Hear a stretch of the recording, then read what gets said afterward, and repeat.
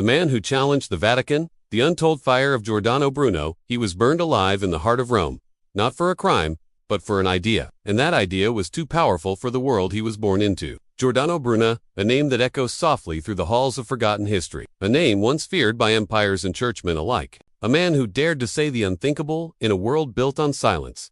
What was his sin? He believed the universe had no center. He believed the stars were suns. He believed that planets orbited those distant suns, with their own worlds, their own people, their own truths. And in the 16th century, that belief was heresy.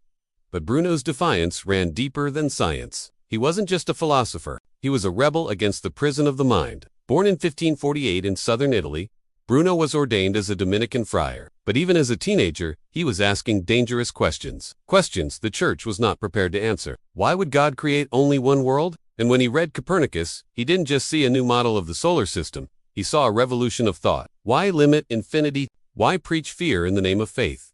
He read ancient texts. He devoured forbidden books. Copernicus had moved Earth from the center of the cosmos. But Bruno went further. He shattered the cage completely.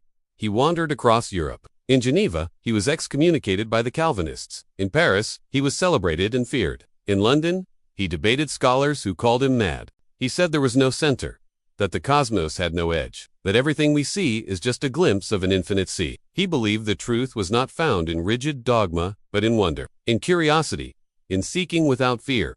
For this, he fled Italy. But wherever he went, he spoke one message. That truth must never be chained by power. When he returned to Italy in 1591, he was betrayed. A nobleman invited him to Venice, pretending to be a patron of science. But it was a trap. In the Campo de' Fiori, publicly, as a warning, Bruno was arrested by the Inquisition. For 7 years, they interrogated him. 7 years in a dark Roman cell. They demanded he recant. They offered him life in exchange for silence. But Bruno refused. Not out of arrogance, but out of love. He once said, "I fight not for truth to prevail, but for my soul to remain whole." They burned him in 1600. He died with his mouth closed, but his eyes open. And for centuries, he was forgotten.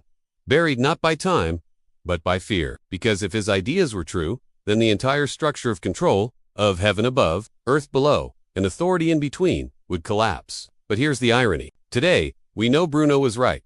The universe is infinite. The stars are suns.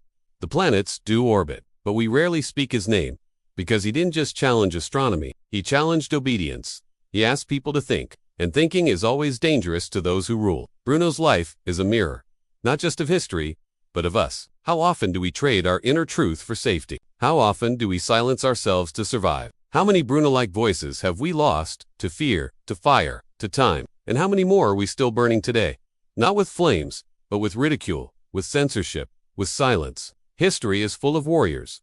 But Bruno was a warrior of thought. His battlefield was the soul, and his victory was that he never surrendered it. He stood alone in a world that demanded he bow. And in the end, he proved something eternal, that the truth cannot be unmade by fire. And now I ask you, what if we've been taught only half the truth?